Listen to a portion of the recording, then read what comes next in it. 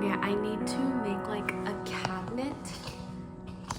And we went to IKEA and bought this 3 cabinet thing, and I'm gonna like cut out holes and stuff. But the current coffee setup is like this, but I want to create a space here just for the coffee bar to put in like my knock box and the whole thing. So